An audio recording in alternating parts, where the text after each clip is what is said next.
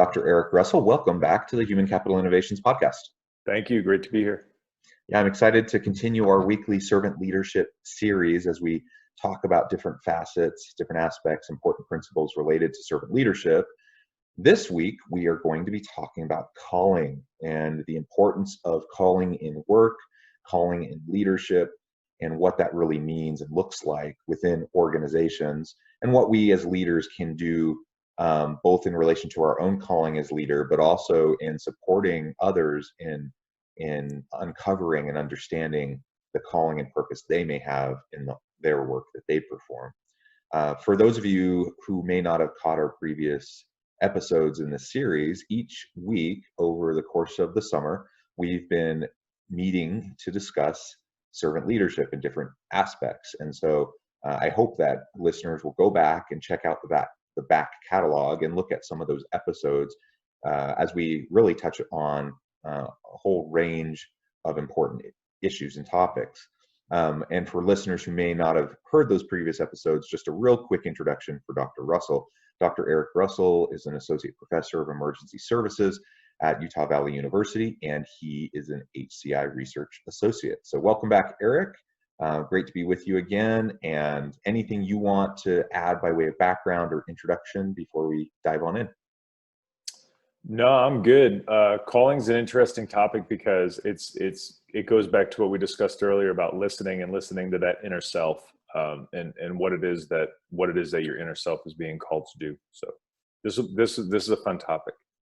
Excellent. Yeah, calling is something I think a lot about. Long before I was ever familiarized with servant leadership theory, before I ever read any of the foundational writings, before I ever really found myself in a leadership role, I thought a lot about calling. And part of that was just due to my religious upbringing and the faith of my parents and how I was socialized and just how I was raised to think about issues around calling.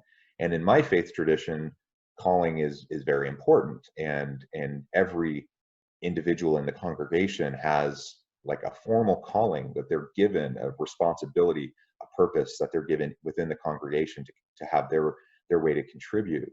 And so even from a very young age, probably the first time I ever had a responsibility was even just as like a young child in primary at church, and then growing into a teenage years and having some leadership, youth leadership opportunities and those sorts of things on up through my adult years. It's baked into my faith tradition of having these callings. And sometimes they're formal, but a lot of them are informal, where it's just an individual feels called to this grander purpose. Now, what we're talking about today is not necessarily grounded in religious theology or any particular religious dogma. But I'm just saying, by way of personal introduction, it's been something I've been thinking about for a long time. And then once I became exposed to Greenleaf and I became exposed to servant leadership, and it just clicked. I'm like, yeah, calling is so important. It's been so foundational to me in how I define myself and how my self-identity over the course of my life, and how I like to think about what I do with my work and with my family, today, and it just fit with my upbringing and how it connects with servant leadership. So that's my connection initially to it, and I've just grown with it and continued to really love that principle as I've moved into my own leadership roles, as I've done my own scholarship around leadership and servant leadership, and done teaching and working with other leaders. How about yourself, Eric? At what point did calling become something that you were keying in on? Yeah, so I was raised by my dad, who was, and my mom, of course, but my dad was a professional firefighter. And before that, he was a Marine. So he was a big city firefighter. He was very well known. Everybody loved him. He was my hero. I always looked up to him. And when I was a little kid, all I ever wanted to be was a firefighter. Like that's what I wanted to do for a living. I grew up in a firehouse. But my dad never pushed me into the work. Like he didn't want me to go that route. He wanted me to go to college and, become like a history professor or something like that. But he didn't want me eating smoke for a living. He didn't want me seeing that world. So he was always happy that I was interested in it, but I was never really pushed towards it. And so I go through high school. I get into college by the skin of my teeth. I'm on a 4-year free ride. My GPA is lower than my blood alcohol level, and there's no possible way that I can continue. I just can't do it. And all I needed to do was just study history and throw the hammer. And so there was no way that I could do that. And so I found myself walking away before I got kicked out. And headed towards, I don't know, a new life, but I was young and I didn't know what I wanted to do. And then all of a sudden, I found out about Air Force firefighters, and I was like, and then something inside of me clicked. And it was, as soon as I had found out about it, I was like, this is it. And it was almost as if I was called to the career field. But it was a big roundabout way. And I never really thought about it until I got into servant leadership and retired from the Department of Defense and went into academia and learned about Greenleaf's philosophy. I never really understood the concept of calling. And it's what Greenleaf had said is you're called to lead through your desire to serve. And that made total sense to me. And I had to unpack it in my career, because we're the one job in the military where you can't be a commissioned officer firefighter. It doesn't work. You have to work your way up. So everybody has to start at the bottom. Because the experience you have to have in order to do the work. The work is too dangerous to just have somebody to be in charge of it at that higher rank that's never done the work. You have to have so much experience. And so it's that call to serve that brings you into the professions, right? It's why I stepped forward, because I had that, what I know now that I wasn't aware of then. Believe me, I wasn't some, aware young man that knew what the hell he wanted to do. I wanted to do this for what I was thinking was just lineage, but I was being called to it. But then once you're in the career field, you're called to grow. You're called to go to the next level, to progress and to become an officer, to go up to be a company officer, and then a mid-level, and then a chief. But that stems from that desire to serve. There's no way that you could come in and be the chief and be in charge and call the shots and be a captain.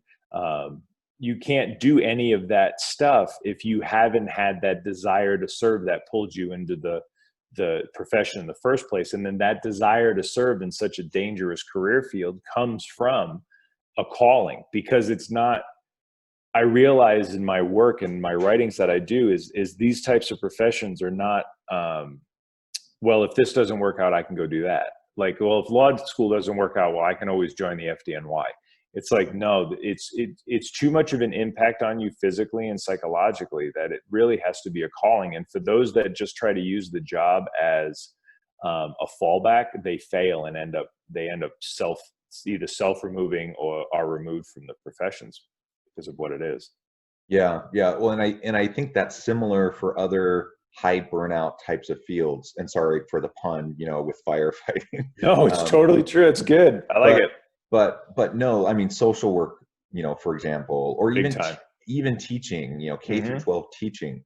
I think those are driven by a sense of calling and grander purpose, because they don't pay enough to be worth the headache, No. And they take a huge toll mentally, psychologically, emotionally. And I mean, especially right now, I'm thinking my kids just are starting back at school. We're in the middle of a pandemic. You have teachers who get paid crap. who are expected to do all these accommodations and try to keep the kids safe, all while they get constantly demeaned, by broader society, who doesn't tend to have a very high opinion of educators for some reason. And but they keep doing it, and they persevere because of the love of the kids, because of their love of the profession. And it's not for the money. I mean, heavens no, it's not for the money, because they get paid like crap. But they continue. But we also see that people who get into teaching, for example, usually within a couple years, they're either in or out. They either self-select out because they realize this isn't for me, or they're committed and they just stick with it. And same thing with social workers. I come from a family of social workers and educators, and so I've seen that my whole life, and I can see what drives people to stick with those types of professions. And firefighting, we could list a whole range of different types of professions where people clearly aren't doing it for the prestige. They're not doing it for the status. They're not doing it for the money. But they're doing it because of this grander sense of contributing back to society, to the community, to their neighbors, and serving those around them. Yeah, and that's that call. So that's that call to serve, and from that call to serve, you get that call to lead. That was identified as one of the characteristics after the original 10 by Dr. Spears. Is you have to have that calling. And I would even say that, we're obsessed as a society with fame and power, and we're obsessed with it. And so a lot of times, well, let's take academia, for instance. We know why academia is so expensive, and it's not overpriced faculty. Okay. So you have somebody that just spends, 8, 10, 12 years, maybe if they do a postdoc fellowship, getting their doctorate degree, getting their research under their feet. They kick and scream, beg, borrow, cheat, and steal to get to the tenure track. They go on to the tenure track. They spend, 6, 7 years, depending on the institution, getting tenure, publishing, working 60, 70, 80 hours a week, especially psychologically, which is exhausting. As somebody who worked physically and now psychologically, physically, I could take a rest. Psychologically, I'm toast. I'm a drooling idiot. So, but then we say, well, if you want to earn a living, a decent living, and not have to have side hustles, maybe adjuncting or consulting or editing or something like that on the side, the only way to really do that in academia is you have to go into administration. For most professors, they'll never see a 6-figure income unless they go into administration. And so everything that they just spent their entire life cultivating in their academic journey kind of goes out the window, because once you go into administration, you become a bureaucrat and you go to meetings and all this kind of stuff. And they become miserable when they do it, but they're doing it for the money. And so with me, okay, calling comes into places. Are you being called to be an academic administrator? Do you want to do it inside? Is it going to give you purpose and fulfillment? Because purpose is a big deal. At the end of the day, are you going to be happy? Because I can offer you a $250,000, $300,000 salary, but you know what? You're going to build a life that's way too damn expensive. That's based on that. So the money's just relative. And number two, you're going to have to do that job day in and day out, and it doesn't end. And so I can give you a bunch of money, but that's not going to bring you happiness. And I think a lot of people don't listen to their inner selves of whether or not they're being called into a leadership position like that, or they're just doing it for the money. Or maybe they're like, I've never had power. I've never had say, I've never had authority. So I'm just going to go in there and try it. And so that's really the difference. And I see that happen in academia. I've seen it happen in the fire service, in the military. I watched people go up and rank into different jobs that they did just because they're like, well, I get more out of my pension. I can have more, but they weren't called to that position. they did it out of money, and man, they became miserable. There's some people who love doing certain jobs and they're called to it, and it can be any job. Pick it. It's any one of them. But if you don't feel that inner calling to do something, you're going to be miserable in that position, because that's the other thing that's the dark little secret about management, especially middle management. Yeah, you're going to make more money, but man, are you going to get dumped on, because you're going to get it from both sides. So unless you've been called into that, and when I say call, it's not like some deity up there with trumpets and everything bringing you.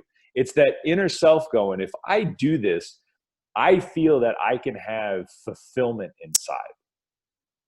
Because one of the biggest things, the biggest mistakes that a lot of people make, and it is a privilege for those of us who have careers versus jobs, is they're like, well, my job is a means to an end. Well, you're going to spend as much time at work as you are sleeping. All right. So that's a lot of your life to grind. And unless you're doing something that is giving you purpose, that is giving you fulfillment, and that you feel that you were called to do by your inner self, you're like, yes, this is a challenge. I really want to do this. I want to run with it. You're going to be miserable.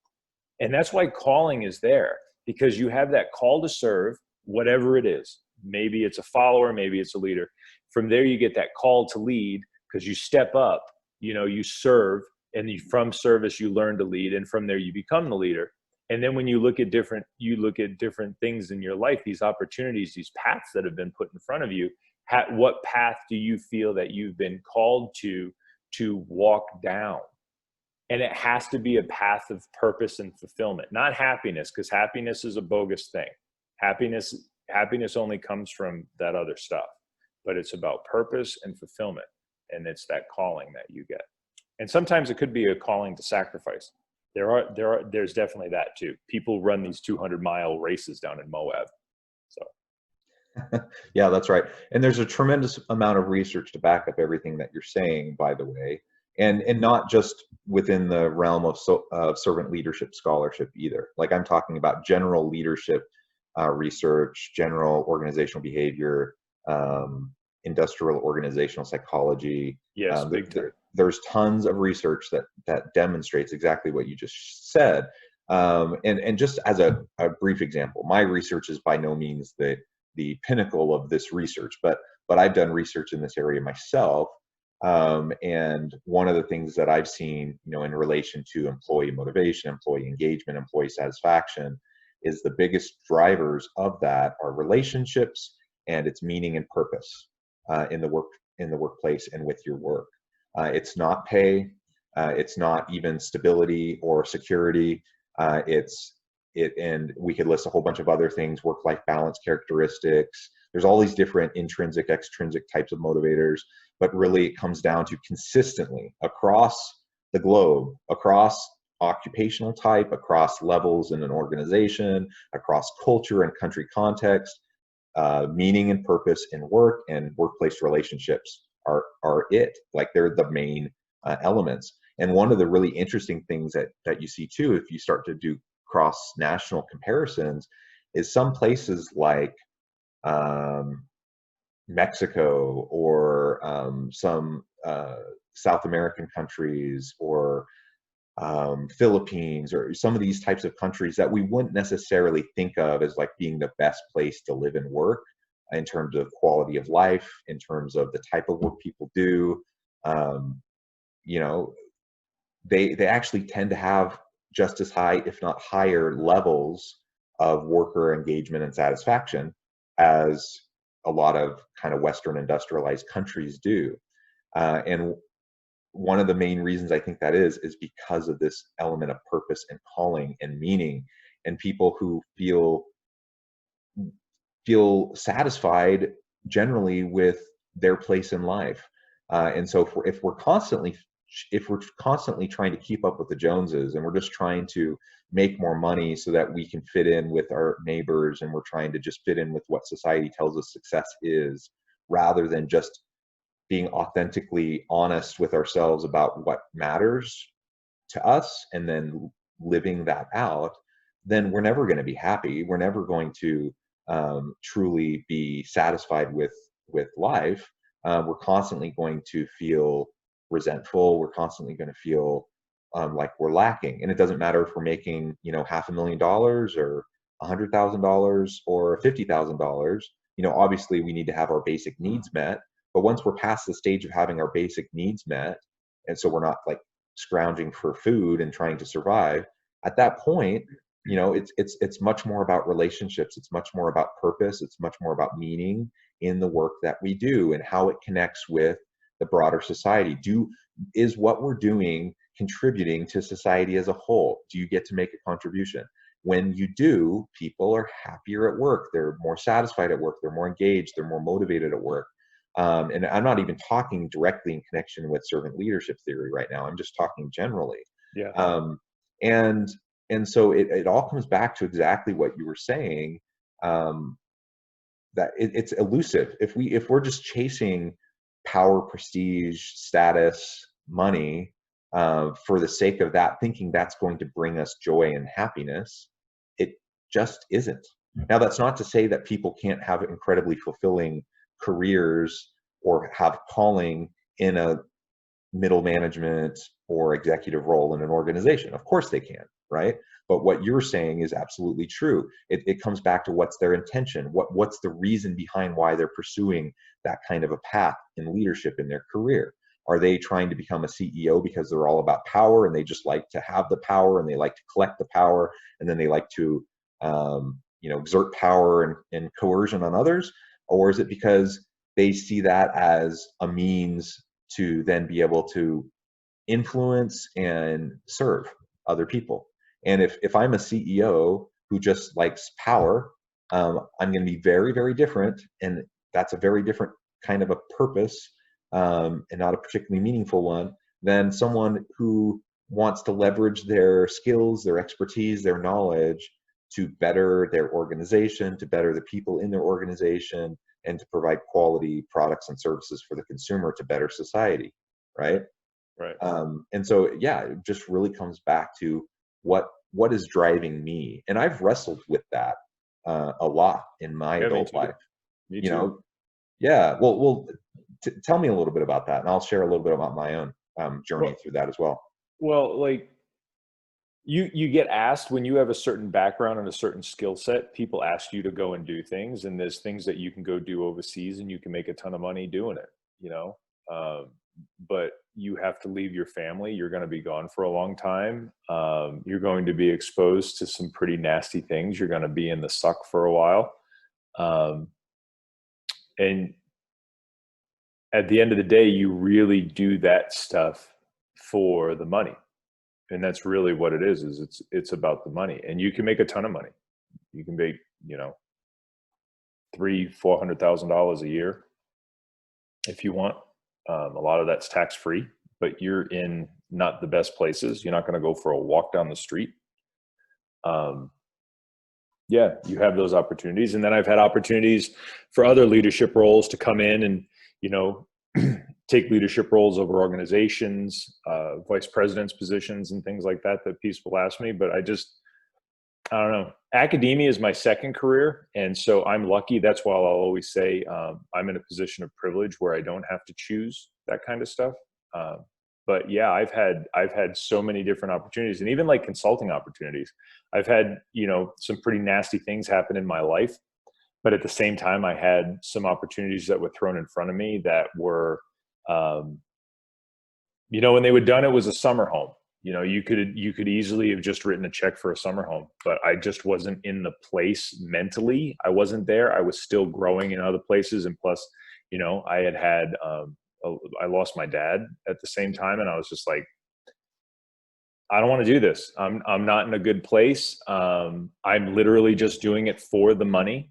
And at, being in my 40s now and having seen all the things that I've seen and the losses that I've seen in a career and just how fragile life is, I can honestly say if that is literally your only motivator, you're going to be miserable at it. You will be miserable because it's not what matters in the end.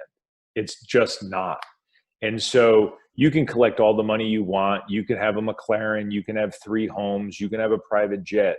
But at the end of the day, if you don't have that fulfillment, that inside, that calling, that purpose, not passion, passion's for billionaires. But I'm saying that other stuff, that's really what matters. And if you're just going to do this because you're going to make a ton of money at it, well, you got to grind at it every single day. And you're probably just not going to stockpile that cash and walk away in a few years. You're going to get addicted to the lifestyle, and then you're going to be in debt because you're going to be in debt to that check.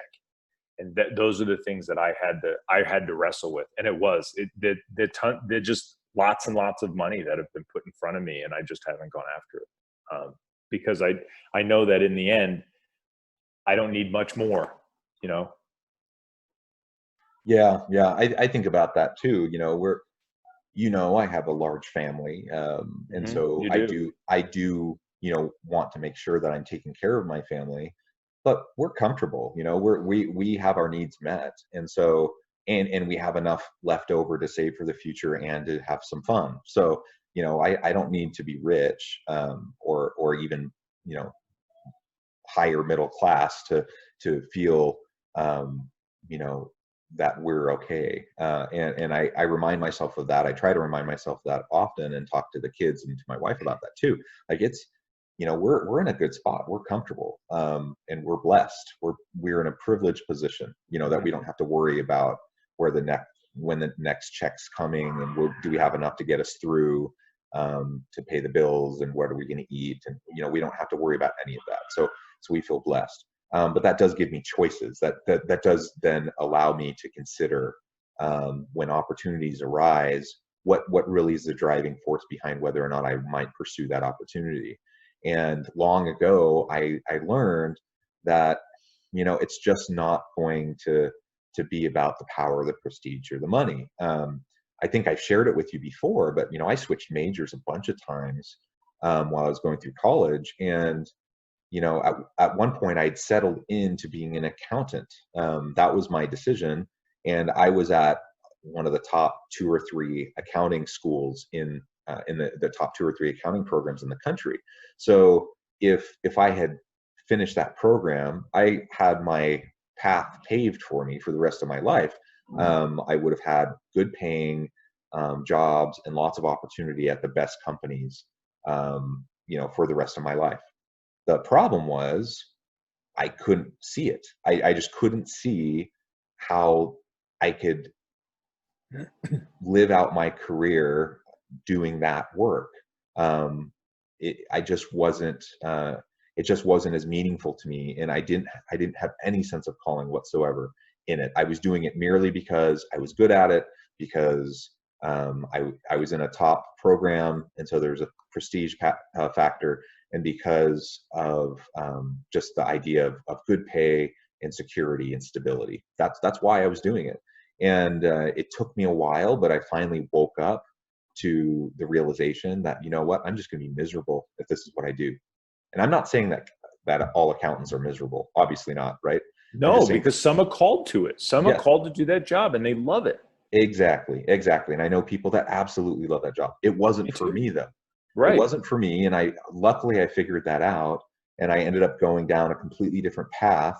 And, I went into higher education, and I became a professor and do consulting on the side. And that has been meaningful to me. That's my calling. And I feel a great sense of purpose, around helping students prepare for their future career and for a successful life, and just helping, my colleagues, to achieve success. And that's what I discovered was my calling, and I know that I'll never get rich from it, because I'm a public university professor. That's not the kind of job that's going to give you, a ton of money, but it does give me a ton of fulfillment. It gives me a ton of meaning and purpose in my work, and I feel called to it.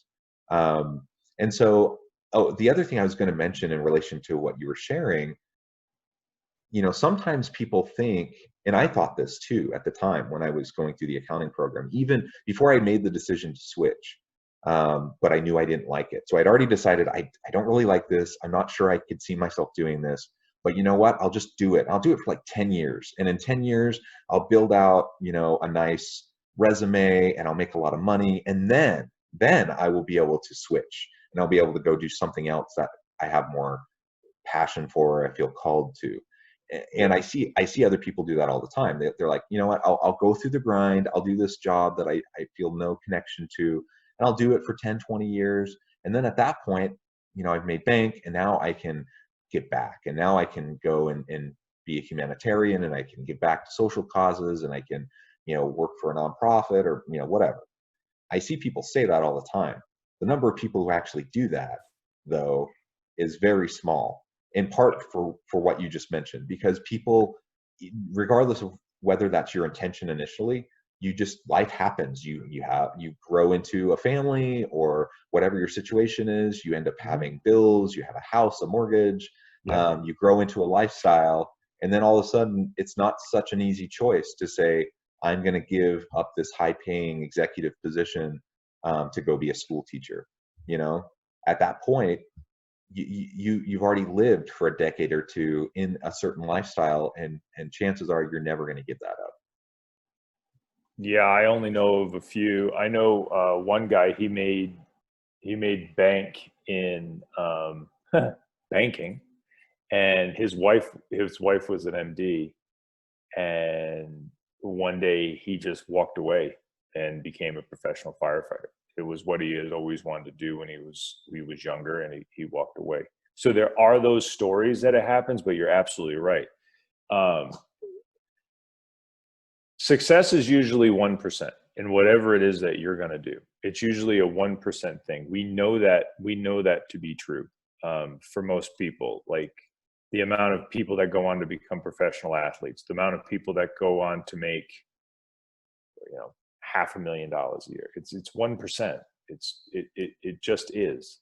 And so when you go and pursue something and you're going to grind and you get there, and then that also surrounds you with a certain type of individual, there's certain levels of expectation, most people don't have the wherewithal to walk away from that. And so again, I like money. I like being where I'm at today versus being an 18-year-old airman making $925 a month. I'm not going to trade. I wouldn't go back and do that again. However, the journey was phenomenal. And where I'm at today is fantastic because I got to go on that journey. And I also appreciate what I have today, which is, again, a pretty cushy life, a life of privilege, a life of happiness. But I'm not worth $100 million and have a private jet waiting for me. Like that, I just don't have that. But I also don't have an inner desire personally to want that. But for those who do want that, I really like coaching them and getting them to where they want to be, because there's nothing wrong with it. Those are the spoils of hard work. All I say is this: if you feel that you're being called to make a ton of money and have a private jet and have 6 homes and whatever the hell it is, that's not a calling. That's greed. There's a difference. If from your successes in your grind, you end up having all of that stuff, good on it. You earned it. Those are your trophies. You came in first. Here's your trophies. You get to have them. So the whole saying that, money doesn't buy happiness, try not having any. It's pretty miserable. But at the same time, money gives you tools and it gives you options. So it is a good thing. Money's a really good thing, and it keeps us from killing each other over, goods and services. But if your purpose in life that you feel to go out there is just to go make money, but think about that for a second. If that is what you feel that you are being called to, I just need to go make money.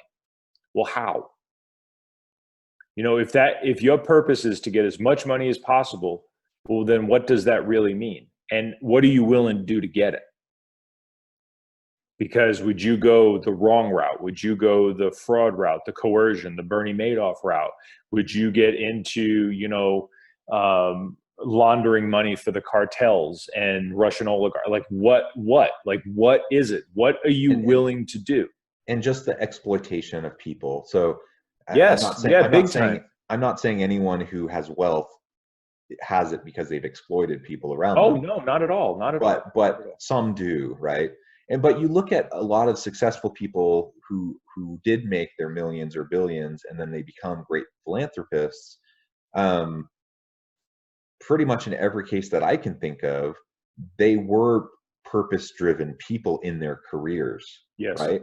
They Yes. weren't doing it because of the money. They were doing No. it because of the challenge. They were doing it Yes. because they, if it's in tech, they had a genius tech mind, and they had an idea, and they wanted to see it through. And the money was just a byproduct. It wasn't the purpose. Mm-hmm. And then once they have the money, they're like, okay, now I'll give back. That's different than saying, okay, I'm going to, I want to help people. I want to have this transcendent purpose to the work that I do and contribute back to society. But I'm going to put that on hold till I'm retired. And in the meantime, I'm going to, work to make a ton of money so that I'm in a position to help people in the future. I just don't think that usually plays out. There's nothing keeping you from making a contribution today. And I think that's one thing that we see in millennials and Gen Z students and workers, is that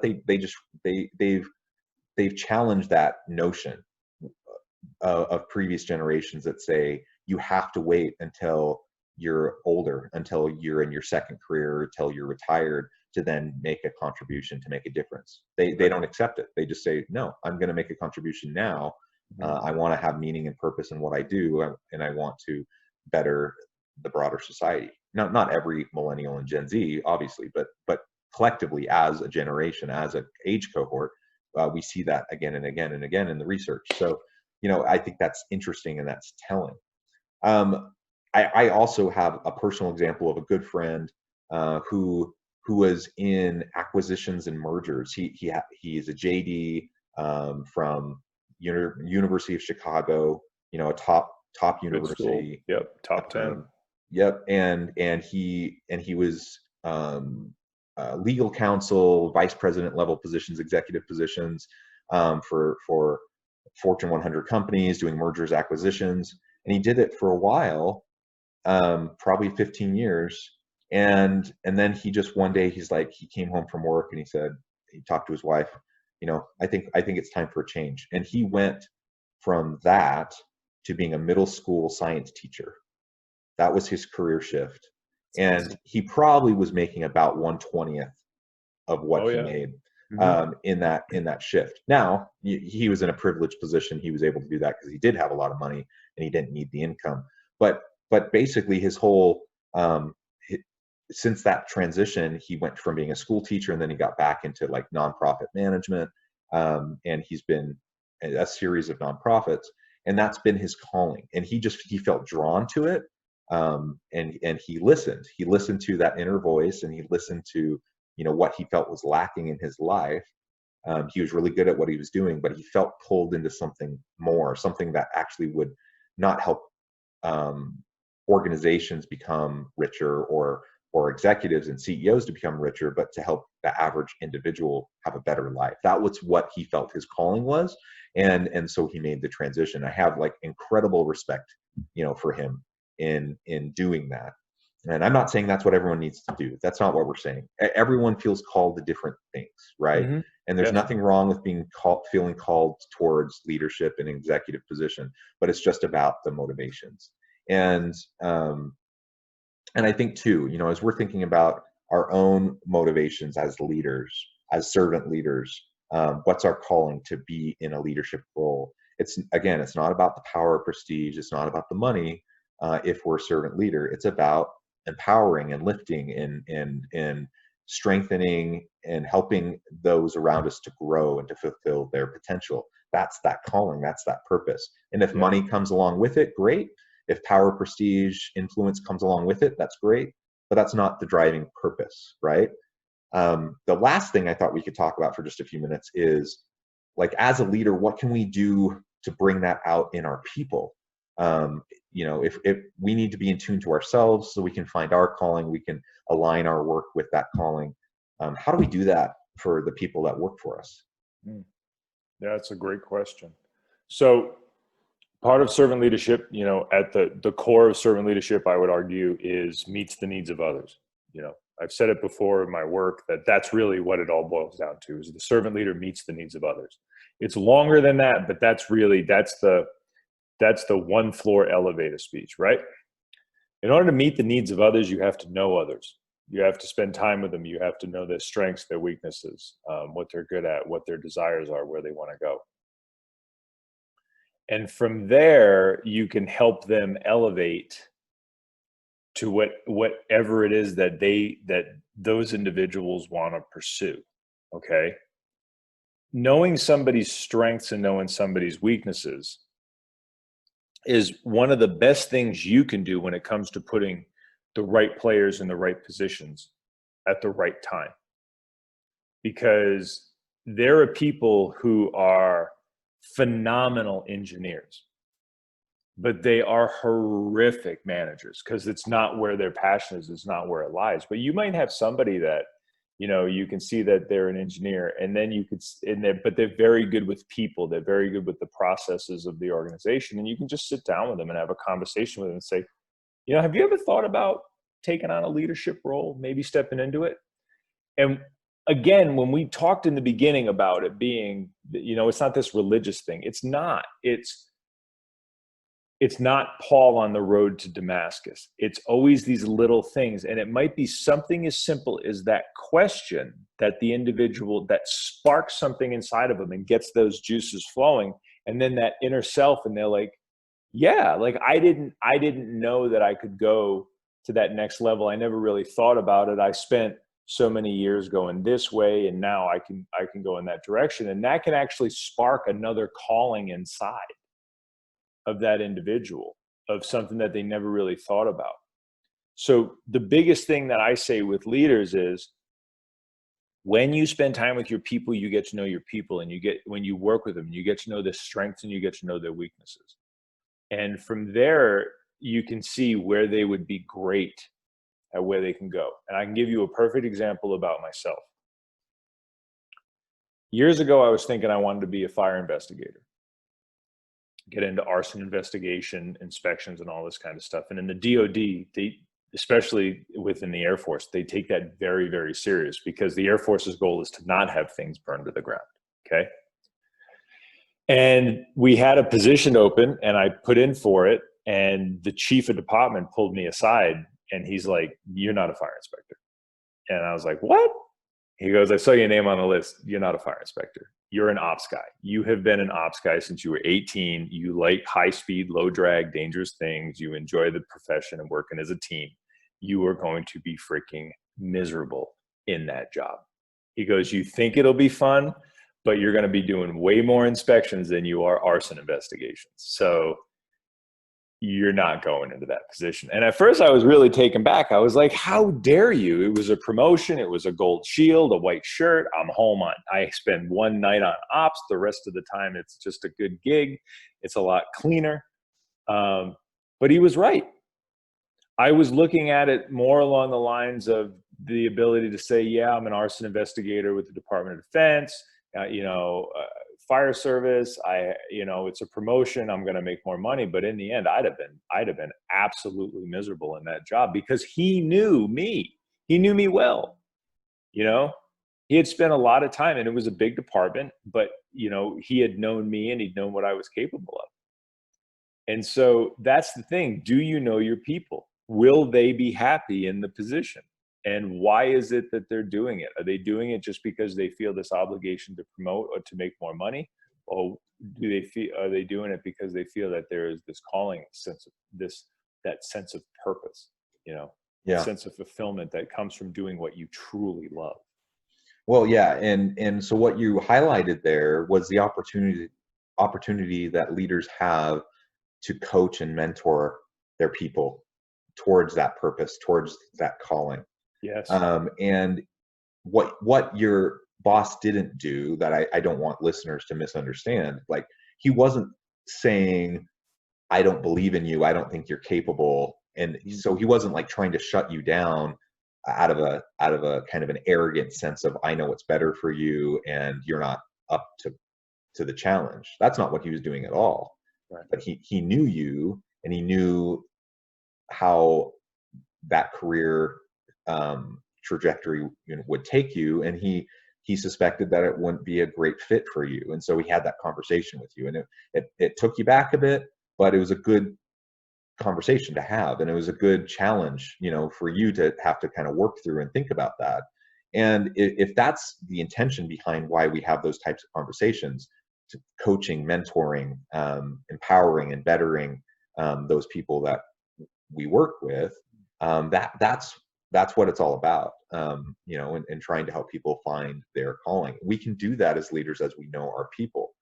Now, I don't want to suggest to anyone that you utilize your power in a position of authority to squash people and shut people down when they're trying to make career advancements. That's not what your story was about at all. No, not at all. Not at all. But I could see, I've seen it. I've seen people do that, and they framed it as though they were doing this great, generous thing to their individual, because they were saving them, from heartache and stress or whatever. But that's not what we're talking about. No. But mentoring and coaching is super helpful, and it can help people have a clearer sense of themselves. Especially if you just need that gentle nudge. If you already know you're questioning, you already know that you're not quite sure if this would be the right move for you, but then you have that outside person coming in and providing their honest, authentic, kind of vulnerable perspective on how you might fit with whatever type of work you might be thinking about doing. That can be powerful. That can help us make some really good choices. Yeah. Yeah. And, the beautiful thing about working for servant leaders is the servant leader will help you, and they also expect you to help them see blind spots. Yeah, that's right. The blind spots are really important, and we just don't know what we don't know, right? That's right. And so unless we have other trusted individuals surrounding us, that can help us, that can push back and help us see those blind spots, it's inevitable that we are going to end up stepping in major potholes along the way that could be avoided, just if we have those trusted advisors around us. Yeah. Yeah. And most, when you're dealing with things like calling, the funny thing is most people don't settle into what they're going to do for the rest of their life until they're about 35 years old. And so for younger people that listen to this,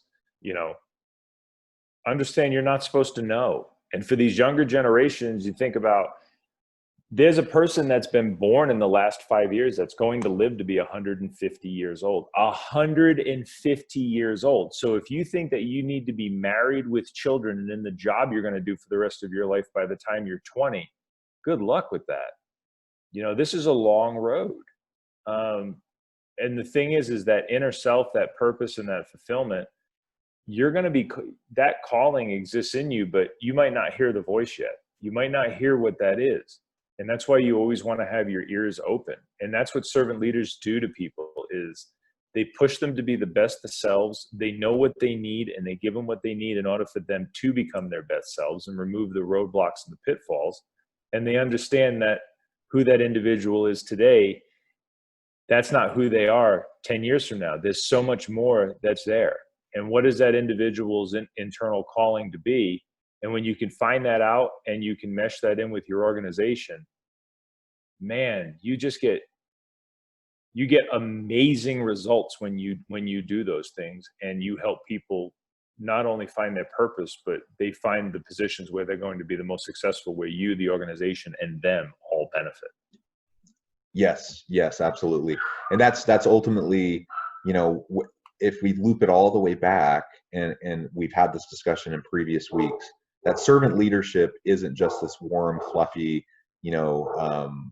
kind of ideology at the cost of the organization's success. It's actually it's completely in line. So as a servant leader helps to empower their people to find their calling, then over time that will benefit the individual, that'll benefit you as the leader, but that will benefit the organization, because you'll have people doing what they're best at, what they love, what they're most capable at doing, that they feel drawn to, and that will lead to better outcomes for everybody. And so we're talking about an approach that will be better for everyone and ultimately drive organizational success. Absolutely. So it's a self-interested, there can be a self-interested motive behind it, in connection with these other types of motives that we might have. And we're all more complex than one simple motivation. We all have, you know, a whole set of motives that drive what we do. What we're suggesting is if your number one motivation is money and power, that's probably not going to give you fulfillment, but it can be part of your motivational mix. And as a leader trying to empower my people, part of my motivational mix can absolutely be to make me look better as a leader and to help the organization be successful. Yes, absolutely. Self-interest matters. I don't ever want anybody to take servant leadership as a self-sacrificing thing, because it's just not true. That's the ice cream for breakfast. Yeah. Well, excellent. Eric, it has been a real pleasure talking with you. This has been a fun discussion. This is, I love it. I love it. It's so and, you know, calling it is, like I said at the very beginning when we were opening, it's something I've thought a lot about for years and years, for a good part of my life. I've really found servant leadership to be a powerful framework for understanding calling and purpose, and helping us as leaders think about, you know, our own personal alignment with our own calling in the work that we do, but also in helping those around us to do the same. It's been a fun discussion today. Any last word before we close? Just, I want people to remember that you have two things that are pulling against you. You have the things that you really truly want in life, and the thing that society's telling that you want. And those things are going on. And the secret to happiness is not sacrificing what you really want for what you want in the moment, or what other people want for you. So Amen. Listen to that inner self. Yep, absolutely, absolutely. Well, thank you, Eric. Thanks to the listeners for joining us. I hope everyone continues to stay healthy and safe, find meaning and purpose at work. I hope everyone has a great week.